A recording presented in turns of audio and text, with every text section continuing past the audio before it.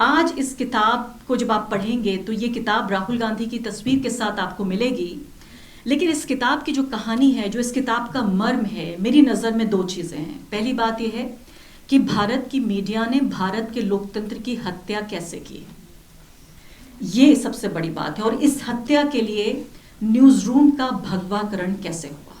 एक तरफ नरेंद्र मोदी, उनकी पार्टी बीजेपी कह रहे हैं कि भाई हम देखिए 75 साल में जो हुआ वो हुआ, अब ये देश बदल रहा है, इस देश को हम हिंदू राष्ट्र बनाना चाहते हैं, संविधान हम बदलना चाहते हैं, यहाँ जो हिंदू धर्म के मानने वाले लोग हैं उनको एक अपर हैंड मिलेगा, बाकी सब लोग नीचे रहेंगे। कंबल पत्रकारिता है ये।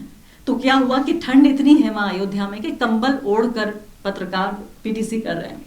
तो ये कंबल पत्रकारों ने नहीं ओढ़ रखा है, ये कंबल जनता को ओढ़ाया जा रहा है ताकि वो बेरोजगारी की बात ना करें, महंगाई की बात ना करें, ताकि वो अपनी तकलीफों को भूल जाएं। सूचना का जो पूरा ये धंधा है, हमारा जो कारोबार है, इसमें हजारों लाखों पत्रकार काम ये नहीं कर रहे हैं कि लोगों तक सूचना पहुंचाएं। उनका मैंडेट ये है कि किसी तरह से लोगों तक सूचना ना पहुंच जाए। मंदिर बनाना था तो मस्जिद भी बनानी थी, लेकिन मंदिर बनाने को लेकर देश का एक ऐसा नेता जिसको 140 करोड़ लोगों ने चुनकर भेजा, वो नेता अपने को सिर्फ एक धर्म का नेता मानकर और जानकर बहुत खुशी से वो घूम रहा है, वो कर रहा है जो उसको करना है, सिवाय उसके कि जो उसका काम है। तो सड़कों पर जब ये हालत हो, सोसाइटीज़ में ये हो रहा हो, स्कूलों में बच्चे संविधान की पढ़ाई नहीं हो रही है, लोकतंत्र की चर्चा नहीं हो रही, उनकी भविष्य की बात नहीं हो रही है, टीचर्स नाच रहे हैं और उनके पीछे दर्जनों बच्चे नाच रहे हैं, एक टीचर आगे नाच रही हैं और पीछे दर्जनों बच्चे नाच रहे हैं, भक्ति गान हो रहे हैं।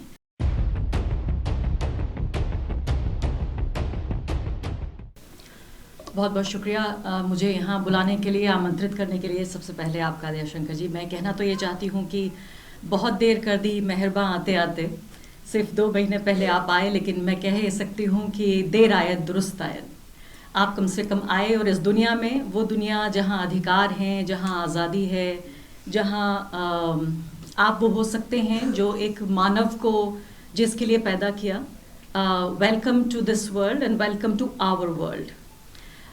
इस कमरे को मैं देख रही थी और एक पत्रकार, एक भारतीय नागरिक के तौर पर पिछले काफ़ी दिनों से, जब से ये पूरे कार्यक्रम चल रहे हैं, आपकी तरह मैं भी काफ़ी फ़िक्रमंद हूँ।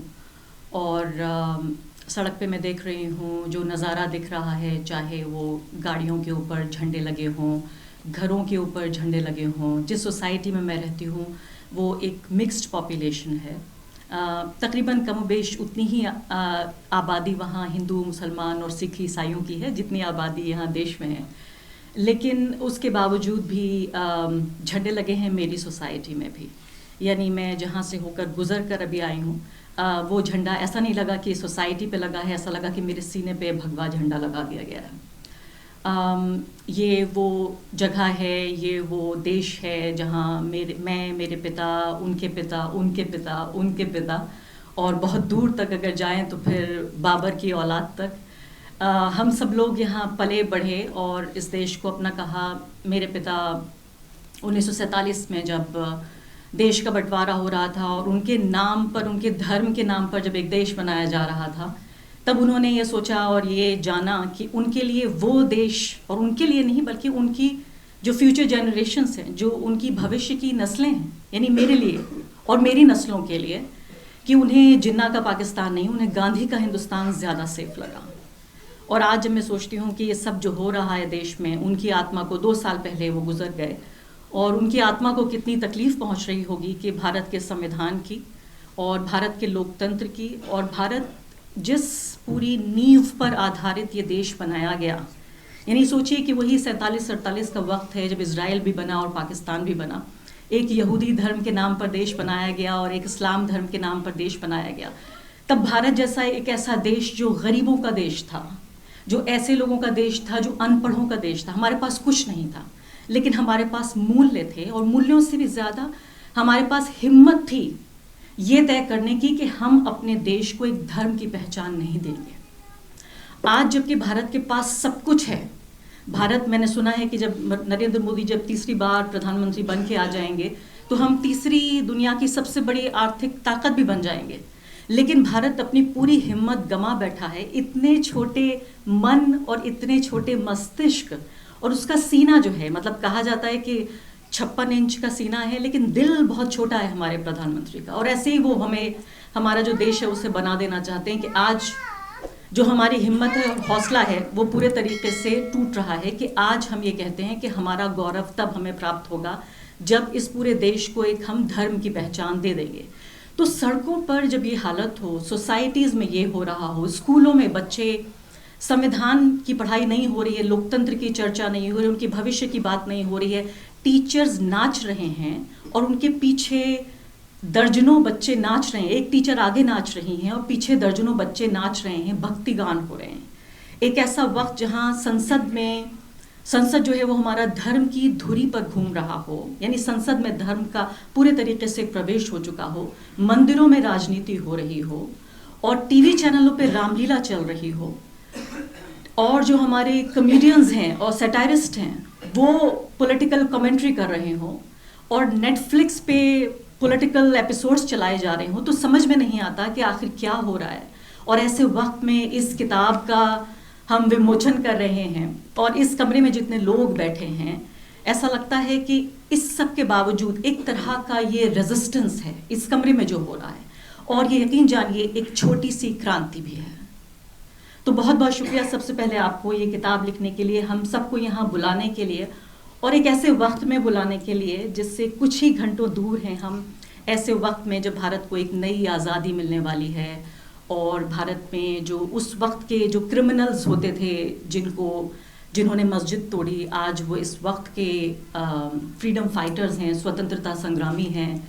अदालत का एक आदेश था कि भाई ट्रस्ट को कहा गया कि आप मंदिर बनाइए, अदालत के आदेश में ये भी कहा गया कि मस्जिद तोड़ना घोर अपराध था, यानी जुर्म तो हुआ लेकिन मुजरिम ढूंढने से नहीं मिल रहा है। उसी आदेश में ये भी कहा गया कि जब आप मंदिर बनाएंगे तो 5 एकड़ जो आपको रहम खा के ये ज़मीन दी गई, उस ज़मीन पर एक रहम की या एक तरस की एक मस्जिद भी बना दीजिए। उस मस्जिद की कोई ईंट नहीं रखी गई, उसका कोई नक्शा नहीं है, अभी ये भी पता नहीं है, मुझे कोई दिलचस्पी नहीं है उस मस्जिद में, लेकिन चूंकि बार बार ये कहा जाता है कि ये बहुत वैध तरीके से काम हो रहा है, कानूनी तरीके से काम हो रहा है, तो इसलिए भी यहाँ ये बताना बहुत ज़रूरी है कि ना तो ये वैध है ना ये कानूनी है। अगर ऐसा होता तो जो कोर्ट के सबसे अहम पहलू थे वो ये था कि अग्रीजियस क्राइम यहाँ पे हुआ है, यानी घोर अपराध हुआ। तो अपराध हुआ, अपराधी नहीं मिल रहा है। मंदिर बनाना था तो मस्जिद भी बनानी थी, लेकिन मंदिर बनाने को लेकर देश का एक ऐसा नेता जिसको 140 करोड़ लोगों ने चुनकर भेजा, वो नेता अपने को सिर्फ एक धर्म का नेता मानकर और जानकर बहुत खुशी से वो घूम रहा है, वो कर रहा है जो उसको करना है, सिवाय उसके कि जो उसका काम है। टीवी चैनल्स, न्यूज़ चैनल्स, मैंने सुना था 92 में मेरी उम्र करीब 11-12 साल की थी और मैं पत्रकारों से सुना करती थी कि उस वक्त पत्रकार कार सेवकों में तब्दील हो गए थे और हिंदी मीडिया हिंदू मीडिया बन गई थी। मुझे बिल्कुल अफसोस नहीं है कि उस वक्त मेरी उम्र कम थी और मुझे पता नहीं था, मैंने टीवी नहीं देखा। आज के दौर में मैं देख रही हूँ वो कार सेवक तो नहीं, लेकिन भक्ति काल जो चल रहा है हमारी पत्रकारिता का, वो एंकर्स जो कहती हैं कि मैं महिला एंकरों की बात कर रही हूँ यहाँ पे, जो कहती हैं कि हम विकसित भारत, प्रगतिशील भारत और आधुनिक भारत की तस्वीर हैं, इस कदर कि वो भारतीय परिधान नहीं, कोट पैंट पहन के आस्तीन चढ़ाते हुए न्यूज़ रूम में आती हैं और पुरुषों जैसी भाषा बोलती हैं, क्योंकि उनको ये लगता है कि महिला होने से वो कमज़ोर हो जाएंगी, पुरुषों जैसी भाषा बोलती हैं। आज वो बड़े बड़े तिलक लगाकर श्लोक पढ़ रही हैं और ये समझिए कि ऐसे वक्त में, यानी ये मंदिर का पूरा जो काम चल रहा है ये ऐसे वक्त में भी चल रहा है जबकि इत्तेफाक से आप देखिए कि नरेंद्र मोदी 10 साल पूरे कर रहे हैं।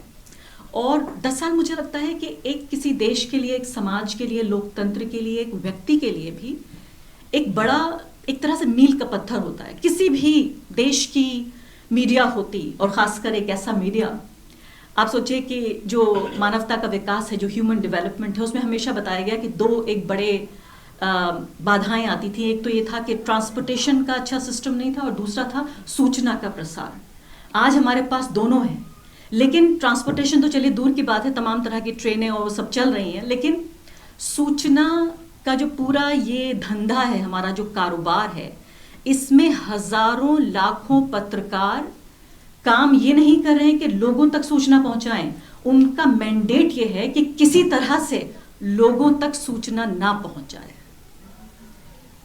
सबसे ज्यादा शर्म और अफसोस की बात है कि उन्होंने पूरा जो मानवता का विकास था, ये सिर्फ भारत की बात नहीं, और भारत में दुनिया के सबसे ज्यादा जो वाइब्रेंट मीडिया स्पेसेस हैं उनमें से मैं भारत को आंकती हूँ। और भारत का जो लोकतांत्रिक विकास हुआ, हमारे समाज का जो विकास हुआ, उसमें सबसे बड़ी चीज जो गौरवशाली हमारा पूरा इतिहास है उसमें ये भी है कि यहाँ मीडिया का बहुत अच्छा स्पेस है। आज उस पूरे मीडिया को, जिसे मैं पूरा तानाशाही हम सिस्टम कह रहे हैं, ताना और शाह मिलकर किस तरीके से ये पूरा तंत्र तैयार कर रहे हैं कि पूरे तरीके से जो हमारे पत्रकार हैं वो ऐसे भक्तों में तब्दील हो गए। एक छोटा वीडियो मैंने देखा जिसमें किसी ने कहा कि कंबल पत्रकारिता है। तो क्या हुआ कि ठंड इतनी है वहां अयोध्या में कि कंबल ओढ़कर पत्रकार पीटीसी कर रहे हैं। तो ये कंबल पत्रकारों ने नहीं ओढ़ रखा है, ये कंबल जनता को ओढ़ाया जा रहा है ताकि वो बेरोजगारी की बात ना करें, महंगाई की बात ना करें, ताकि वो अपनी तकलीफों को भूल जाएं। मेरे एक दोस्त हैं, बड़ी धार्मिक हैं, वो मेरी बहुत करीबी दोस्त हैं, दामिनी यादव। उन्होंने मुझे बताया कि वो किसी ऑटो रिक्शा में जा रही थी और ऑटो रिक्शा वाले से जिक्र हुआ कि भाई क्या बात है कि बड़ा परेशान हूँ, बच्चे की फीस नहीं दे पा रहा हूँ। तो उन्होंने कहा कि वो अक्सर उनकी मदद किया करती हैं। तो उन्होंने कहा कि ठीक है, ये बात सही है। फिर उन्होंने बताया कि लेकिन ठीक है, लेकिन ये तो देखिए इस तरफ तो मोदी जी मंदिर बना रहे हैं, ये तो बड़ी खुशी की बात है। तो उन्होंने कहा कि ऑटो ड्राइवर ने कहा कि हाँ मंदिर बन रहा है, ये खुशी की बात है, मैं कुछ नहीं कर पाऊंगा तो मंदिर की सीढ़ी पर भीख मांग लूंगा। तो जहां अगर ये सेंटिमेंट हो तो आप ये बताइए कि बहस शुरू कहां से की जाए और ये बहस खत्म कहां पर हो। आज हमें ये बताया जा रहा है कि भारत इतना बड़ा विश्व गुरु बन गया है, जहां पर रूस और यूक्रेन के बीच युद्ध मोदी जी ने 3 घंटे के लिए रुकवा दिया ताकि जो स्टूडेंट्स हैं उनको सेफ पैसेज मिल सके।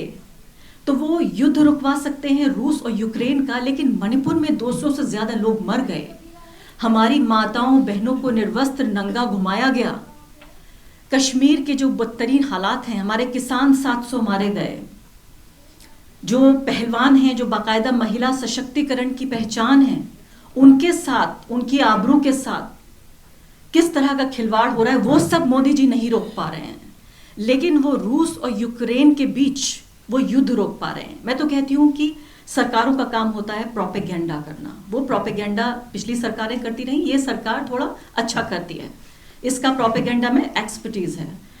यहाँ मुश्किल ये है कि यहाँ एक ऐसी आबादी तैयार हो गई है जो इस प्रोपेगेंडा पे यकीन करना चाहती है। आज इस किताब को जब आप पढ़ेंगे तो ये किताब राहुल गांधी की तस्वीर के साथ आपको मिलेगी, लेकिन इस किताब की जो कहानी है, जो इस किताब का मर्म है, मेरी नज़र में 2 चीज़ें हैं। पहली बात यह है कि भारत की मीडिया ने भारत के लोकतंत्र की हत्या कैसे की, ये सबसे बड़ी बात है। और इस हत्या के लिए न्यूज़ रूम का भगवाकरण कैसे हुआ, और ये दोनों एक दूसरे के पूरक हैं, एक के बिना दूसरा संभव नहीं था। इस न्यूज़ रूम के भगवाकरण की गवाह आपकी ये छोटी सी पत्रकार भी रही है। ये बहुत पहले शुरुआत हो चुकी थी। इसकी शुरुआत नरेंद्र मोदी ने आके, जो हमारी सांप्रदायिकता थी, जो समाज और राजनीति में जो इस वक्त फल फूल रही है, और जो खेती कांग्रेस पार्टी के समय जो बीज बोया गया था उसका जो फसल है वो अब काटी जा रही है। उस वक्त सिर्फ ये था कि ढक के, छिप के, थोड़ा शर्म के साथ, कंबल ना उड़ाकर तो स्कार्फ ओढ़कर सांप्रदायिकता हुआ करती थी। मेरे जैसे पत्रकारों ने महसूस की है आज वही स्कार्फ कंबल बन चुका है। तो वही फर्क है कि उन्होंने आके इसी सांप्रदायिकता को फैशनेबल बना दिया है। ये जो पूरे 20 साल की कहानी जो उन्होंने अपनी जिंदगी और अपनी पत्रकारिता के जरिए लिखी है, ये बहुत अहम किताब है इस पूरे प्रोसेस को समझने के लिए। अभी आपने एक बहुत अहम बात कही, आपने कहा कि राहुल गांधी जब बोलते हैं तो मेरे भी बहुत ही वेल मीनिंग मेरे जो जर्नलिस्ट फ्रेंड्स हैं वो कहते हैं कि ये बड़ी एनजीओ की भाषा है, लोकतंत्र की रक्षा करेंगे, लोगों को अधिकार देंगे, उनकी आज़ादी बरकरार रखेंगे, मोहब्बत की दुकान और विभाजनकारी राजनीति नहीं होनी चाहिए। अब कह रहे हैं न्याय यात्रा करेंगे। ये सब क्या है? ऐसे क्या चुनाव जीते जाते हैं? आप ये सोचिए कि वेल मीनिंग लोग, और ये बात सच है कि जब हमारा ज़मीर मर जाता है, तब हम ये समझते हैं कि हमें एक मक्कार और एक बहुत ही शातिर और एक ऐसा व्यक्ति जिसके अंदर कोई मूल्य ना बचे हों, जो बेज़मीर आदमी हो, वही आदमी देश को चला सकता है। और अगर आप इंसान के तौर पे बहुत अच्छे हैं तो आप नालायक हैं, आप इस लायक नहीं है कि आपके हाथ में बागडोर दे दी जाए।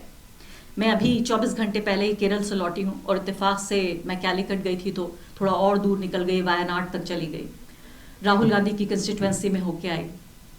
कोई ऐसा दुकानदार बाकी नहीं है जिसके पास एक राहुल गांधी की कहानी ना हो, कि राहुल गांधी आए, यहाँ बैठे, उन्होंने चाय पी, उन्होंने बातचीत की। और ये खबर आप में से कुछ लोग जानते, मैं नहीं जानती थी। मैंने आज तक किसी अखबार में और मैंने कभी किसी टीवी चैनल पे ये खबर नहीं देखी कि राहुल गांधी अपनी कंस्टिट्यूएंसी में हर पहले, मतलब ये सोचिए 5-6 हफ्ते में मुझे पता चला कि वो वहाँ जाते हैं और लोगों से बातचीत करते हैं। तो ऐसा व्यक्ति, एक तरफ ऐसा व्यक्ति है कि अपनी माँ से मिलने जाता है तो कैमरा लेके जाता है, दूसरी तरफ एक ऐसा व्यक्ति है जो खुद की पॉलिटिकल एक्टिविटी जिसको उसको पब्लिसाइज करना चाहिए वो उसको पब्लिसाइज नहीं कर रहा है। तो एक तरफ इतना अक्लमंद व्यक्ति और दूसरी तरफ इतना बेवकूफ। तो जिस शातिर और मक्कार और बेजमीर नेता की तलाश है इस देश को, उन लोगों को भी जो वेल मीनिंग लोग हैं, जो कम्युनल नहीं है, जो फाशिस्ट नहीं है, अगर वो ये कहते हैं कि ये व्यक्ति इस लायक नहीं है, लेकिन मैं आपको आज ये बताना चाहती हूँ भारत में ऐसे करोड़ों लोग हैं जिनकी आज भारत में ये आस्था अभी भी बनी हुई है कि यहाँ एक ऐसा नेता है जो भारत को दोबारा एक लोकतंत्र और धर्मनिरपेक्षता, उदारता के रास्ते पर ले जाना चाहता है। और एक दिन हो सकता है इस व्यक्ति के हाथ बागडोर आ जाए, इसलिए उनको एक साहस है, एक भरोसा है। एक पॉलिटिकल जर्नलिस्ट होने के नाते मैं ऑब्जेक्टिवली रिपोर्ट करती हूँ और मुझसे ज्यादा बुरा कांग्रेस पार्टी का कोई क्रिटिक नहीं है, लेकिन एक भारतीय नागरिक के तौर पर, एक वोटर के तौर पर, और जिस तरह से देखिए राहुल गांधी के पास 2 ऑप्शंस हो सकते थे। एक ऑप्शन ये भी हो सकता था जिसका भी इन्होंने जिक्र किया हमारे मुझसे पहले वक्ता ने, राजू जी ने, कि एक कंपेटिटिव कम्युनलिज्म का रास्ता, जिसको कुछ लोग प्यार से सॉफ्ट हिंदुत्व भी कहते हैं, वो रास्ता भी उनके पास था। और मैं जानती हूं कि कांग्रेस पार्टी के अंदर भी इतनी कीचड़ है कि बहुत सारे कमल खिले हुए हैं और ये सांप्रदायिकता की कीचड़ है। और बहुत सारे लोग, जैसे अभी भी मुझसे पहले वक्ता ने कहा कि कांग्रेस पार्टी अलग है और राहुल गांधी अलग है, मुझे लगता है बिल्कुल उन्होंने एक तरह से तीर सही निशाने पे लगा है। कांग्रेस पार्टी के अंदर ही उनके बड़े से जो सारे बड़े नेता, उनमें से ज्यादातर लोग कांग्रेस पार्टी की आइडियोलॉजी पे और राहुल गांधी जो कहते हैं उनका पीठ पीछे वो खुद मजाक उड़ाते हैं। आप यकीन जानिए, जिस दिन राहुल गांधी की विचारधारा, राहुल गांधी जो करना चाहते हैं, अगर कांग्रेस पार्टी के लोग ही, सिर्फ उनके नेता, सिर्फ उनके कार्यकर्ता, सिर्फ उनका काडर इस बात में विश्वास करे, वोटर भूल जाइए, एक दिन अगर वो ये मना लें अपने नेताओं को, अपने काडर, अपने कार्यकर्ता को कि जो मैं कह रहा हूं उसे सिर्फ लोगों तक पहुंचा दीजिए, कांग्रेस पार्टी कामयाब हो जाएगी। इसका छोटा सा उदाहरण मैं आपको देना चाहती हूं। मध्य प्रदेश, राजस्थान, अभी जो इलेक्शंस हुए हैं, आपको याद होगा कास्ट सेंसस की बहुत चर्चा हुई थी। आप जमीन पे जब जाइए, ना आपको राजस्थान में, ना मध्य प्रदेश में, ना आपको छत्तीसगढ़ में कांग्रेस पार्टी के जमीनी नेताओं ने किसी वोटर से जाके ये नहीं कहा कि अगर हम चुन के आ गए तो हम कास्ट सेंसस कराएंगे। इतना विश्वास है उनका राहुल गांधी में। तो मुझे लगता है एक नजरिए से बिल्कुल नाकाम है राहुल गांधी। वो ये कि अपनी ही पार्टी के लोगों को वो ये नहीं बता पा रहे हैं कि उनकी विचारधारा क्या है, उन्हें नहीं मन पा रहे। तो अगर कांग्रेस पार्टी के नेताओं का, कांग्रेस की जो फाउंडिंग प्रिंसिपल्स है, जो बुनियादी सिद्धांत हैं, और जो उनकी पार्टी का सबसे बड़ा नेता जो कह रहा है, अगर उनके कार्यकर्ता, उनके नेताओं का ही विश्वास नहीं है, तो आप बताइए आम लोगों का क्या विश्वास होगा। दूसरी बड़ी समस्या मुझे लगती है, और जो सड़कों पे जो नजर आ रहा है, कि देखिए एक जो नेता है, आज के दौर में नेता की जरूरत नहीं है, एक मदारी की जरूरत है, एक जादूगर की, जो आपको मसरूफ रखे। आपने देखा होगा जादूगर, आपको जादू के जब शो खत्म हो जाता है तो आपको सब कुछ समझ में आ जाता है, लेकिन उसके बावजूद भी आप पूरा शो देखते हैं। जैसे एक तरफ आप देखेंगे कि लड़कियां नाच रही हैं, दूसरी तरफ आप देखेंगे वो सर्कस घूम रहे हैं, तीसरी तरफ आप देखेंगे म्यूजिक चल रहा है, बड़ा चमाचम है और इतना मनोरंजन है। और वही बात है कि पिछले 10 साल में किसी भी चीज़ की कमी हुई हो, लेकिन एक चीज़ की कमी नहीं हुई, वो था मनोरंजन। इतना मनोरंजित रखा गया है दर्शक को या वोटर को या नागरिक को कि उसको लगता है कि उसे कुछ काम मिल गया है। अब जैसे नया काम मिल गया है, झंडा लगाइए। RWS को काम मिल गया, बिल्कुल बेरोजगार लोग, यानी समझिए रिटायर्ड लोग जिनके पास कोई काम नहीं था, पेंशन मिल रही है। पेंशन कौन सी मिल रही है? जो कांग्रेस पार्टी की सरकारों ने जिस पेंशन की घोषणा की, जिसको बीजेपी ने वापस ले लिया, उस पेंशन के बल पर जो RWS हैं वो कह रहे हैं सब लोग एक दीप जलाइए। तो ये जो काम है, ये जो मनोरंजन है, जो एंटरटेनमेंट,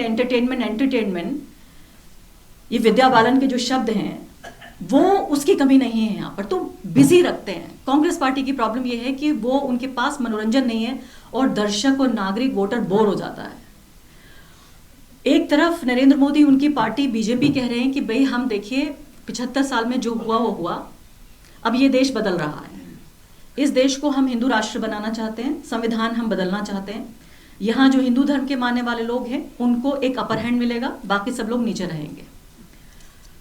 और उसका जवाब क्या है? तो ये बड़ा आकर्षक, एक बड़ा अट्रैक्टिव आइडिया है। भाई आपको बिना कुछ किए, अगर सिर्फ इसलिए कि आप जिस धर्म में पैदा हुए थे, आप अपने पड़ोसी से, चाहे आप सब्जी बेचते हो, चाहे आप एक छात्र हो, चाहे आप पत्रकार हो, चाहे आप बेरोजगार हो, अगर आपको अच्छा और बेहतर होने की इजाजत मिल रही है और आपको डंडे के बल पे ये सब करने की अनुमति मिल रही है तो आपको अच्छा लगेगा। एक तरफ ये अट्रैक्टिव आइडिया है कि देखिए 75 साल में जो नहीं हुआ वो अब होगा। दूसरी तरफ कांग्रेस पार्टी क्या कह रही है? दूसरी तरफ कांग्रेस पार्टी ये कहती है हम आपको वही पुराना देश देंगे जो 75 साल से चल रहा है। तो गरीब हिंदू, गरीब आदमी क्या सोच रहा है? वो सोचता है कि भाई देखिए मेरे लिए, मेरे बाप के लिए, मेरे दादा के लिए, मैं भी गरीब हूं, मेरे बाप भी गरीब थे, मेरे दादा भी गरीब थे, उनके पिता भी गरीब थे, कम से कम मेरा बेटा तो अमीर हो जाएगा। तो आप वही पुराना घिसा पिटा मॉडल बेचना चाहते हैं जो 75 साल से काम नहीं कर रहा है। यहां भरपूर मनोरंजन के साथ, पूरे पैकेज के साथ आपको एक पॉलिटिकल पार्टी ये कह रही है कि आपको एक नया देश देंगे। तो फिर क्या सोचता है वोटर? वोटर कहता है कि एयरटेल काम नहीं कर रहा मेरे लिए, मैं वोडाफोन का कनेक्शन लूंगा।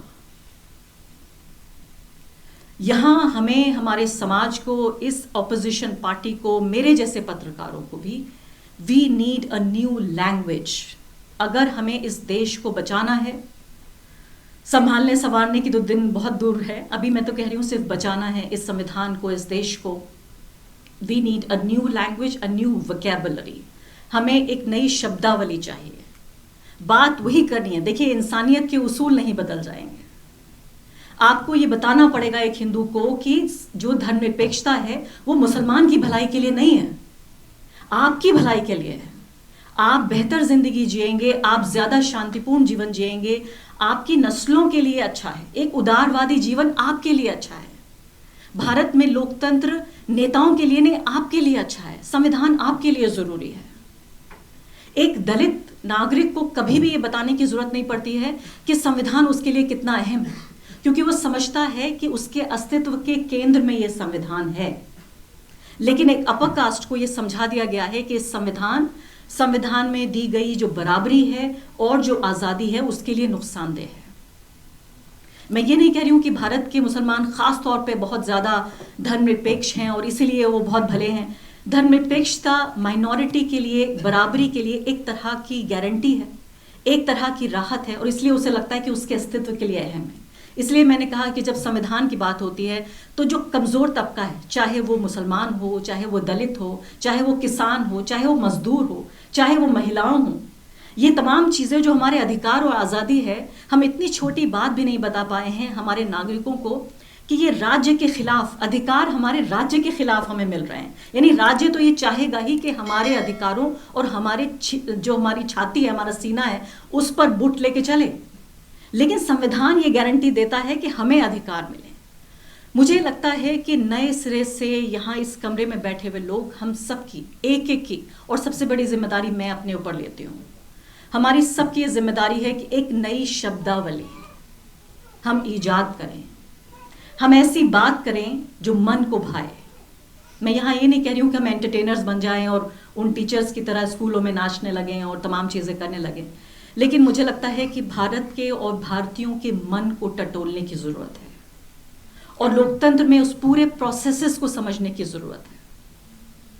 मसरूफ रखिए एक ऐसी चीज में, कभी भी आप देखिए यूके यूएस में इतना सेंसिटिव मामला है, आप जरा सा भी राइट्स की बात कीजिए, अधिकारों की बात कीजिए, आजादी की बात कीजिए, आप फेमिनिज्म की बात कीजिए, वहां हेल्थ पर, फेमिनिज्म पर, राइट्स पर, आजादी पर बाकायदा वोट डाले जाते हैं, क्योंकि वो लोग कामयाब तरीके से अपनी जनता को ये बता पाए हैं कि ये उनके लिए अहम है।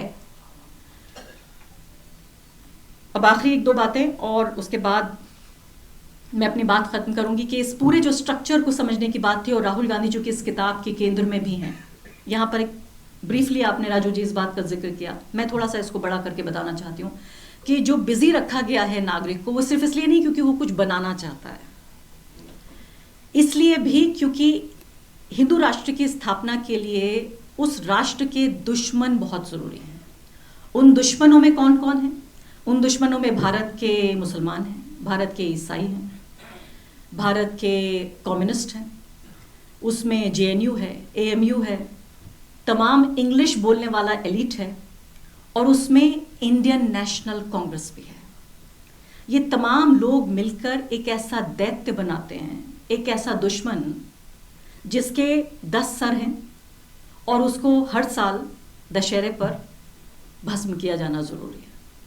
तो रावण के तौर पर तब्दील कर दिया गया है इन लोगों को कि जब तक ये लोग हैं, और आप सोचिए इतनी मक्कारी के साथ ये काम किया गया है कि 10 साल हो गए नरेंद्र मोदी को, यहाँ वो लोग जो कि भक्त बन के सड़कों पर घूम रहे हैं, कंबल उड़ाकर पत्रकारिता कर रहे हैं, भगवा पहन के पत्रकारिता कर रहे हैं, वो लोग नरेंद्र मोदी से 10 साल का हिसाब नहीं मांगते, लेकिन भारत के मुसलमानों से कहते हैं कि 500 साल पहले बाबर ने क्या किया था इसका हिसाब दो।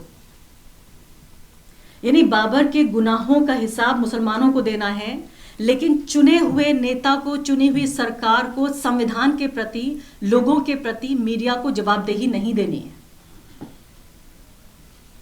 तो इसलिए इस मक्कारी के साथ इन दुश्मनों को तैयार किया गया है कि यहां भी इस कमरे में जितने लोग बैठे हैं, हम में से हम सबके चेहरों पर रावण का पूरा मुकुट लगा हुआ है, सबके मास्क लगे हुए हैं, हम सब रावण हैं। तो इसलिए हमारी इंडिविजुअल कैपेसिटी में ये सब करना बहुत ज़रूरी है। इस तरह की किताबें बहुत ज़रूरी है। मैं तो सोचती हूँ कि इस तरह की किताबों का एक पब्लिक इवेंट्स होने चाहिए, छोटे छोटे रीडिंग सेशंस होने चाहिए, जहाँ दयाशंकर जी आए और हम लोगों के साथ बैठें, गांव देहात में जाएं, कहीं एक गांव में एक चैप्टर पढ़ा जा रहा है, दूसरे गांव में दूसरा चैप्टर पढ़ा जा रहा है, कभी एकदम से ये यूट्यूब लाइव हो जाए, कभी अपने इंस्टाग्राम पे आ जाए। मतलब किताबें ऐसी ना रहें कि सिर्फ पढ़े लिखे लोगों के लिए एक प्रिविलेज का सिर्फ एक सबब बन जाएं। वो लोग भी किताबें पढ़ने का या सुनने का, आज तो देखिए टेक्नोलॉजी जिसका फ़ायदा और जिसका इस्तेमाल ये टेक्नोलॉजी ये पार्टी बेहतरीन तरीके से करती है। एक और काम इस पॉलिटिकल पार्टी ने बहुत अच्छा किया है, टेक्नोलॉजी का इस्तेमाल। मुझे लगता है कि हम इसमें भी हमें देर हो रही है। वो लोग हमें, जब मैं कहती हूँ तो वो तमाम लोग जो भारत के संविधान और लोकतंत्र में यकीन रखते हैं, हम का मतलब यहाँ बीजेपी कांग्रेस से नहीं है, हर चीज़ रिलेटिव है।